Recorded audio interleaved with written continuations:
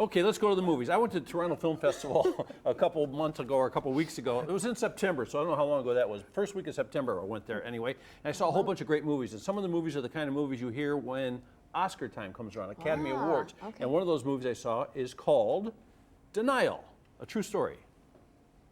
I say to you quite tastelessly that more women died on the back seat of Senator Edward Kennedy's car at Chappaquiddick than ever died in a gas chamber at Auschwitz. It is my pleasure to introduce Professor Deborah Lipstadt. Whatever the reasons that people become deniers, they often have an agenda which they won't admit to. Why do you continually denigrate the work of David Irving? You can have opinions about the Holocaust, but I won't meet with anyone who says the Holocaust didn't happen. Professor Lipstadt, I am that David Irving. And I've got $1,000 to give anyone who can show me a document that proves the Holocaust. I will not debate you, not here, not now, not Because ever. you can't. Well, it is based on a true story. This happened, and David Irving, a famous British historian, denies that the Holocaust ever took place. And Rachel Weisz, who plays a United States professor from, I think, Harvard, perhaps, was accused of calling him a liar. So, like in the United States, you're innocent until proven guilty. But in Great Britain, you have to prove your innocence. So she was forced to go to England to prove her side of the story, that the Holocaust actually existed. Wow. So it was a crazy, crazy. They went to Auschwitz. It's a terrific story. That's Tom Wilkinson. He plays the attorney who defends Rachel's character, and Timothy Spall We don't plays believe David you Irving. should testify. Interesting thing about this is the dialogue is so incredible. It's the exact dialogue that took place during the court case and everything. So, as acting movies go, we're talking about Oscar and all that kind of thing. This is dialogue, you don't know if they make it up or they, memorize it. No, every word. Well, in this particular case, the courtroom stuff had to be word for word what happened in the courtroom. That David didn't write that. He just, cut it. But, I am old school, if if the writer has written a line, that's the line I'll do. There you go. Occasionally, you just think, and then you go and change it, but I tend not to do it off my own bat. What's the magic potion you take that allows you to do that? I mean, a lot of people try to memorize things and do things, but it's hard to inhabit those things. How do you do it?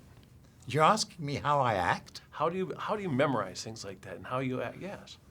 Well, it's because that's what you do for a living, and that's what you always wanted to do, and you love the idea of this scene.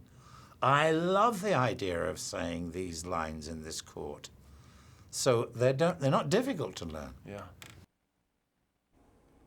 This guy's been in like over 200 movies. He's one of those guys that disappears into the role. So there's something so familiar about him. At the same time, it's hard to place him right away.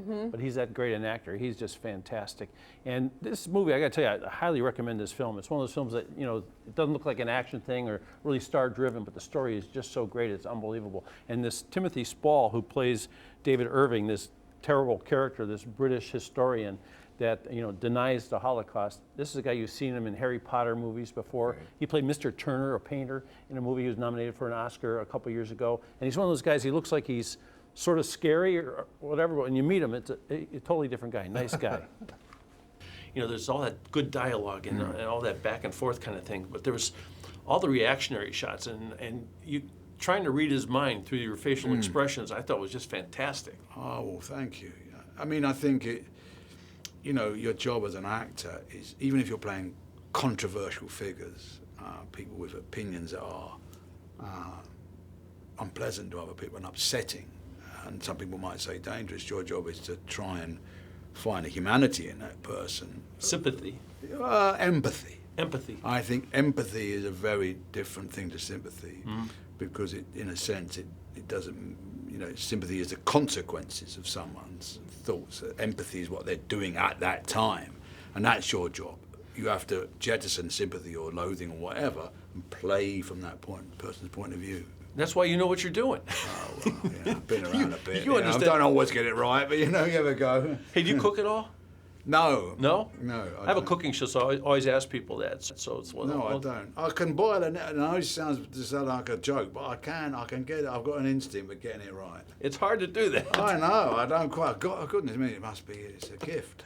It's a great time. Great to meet you, sir. Nice to meet you.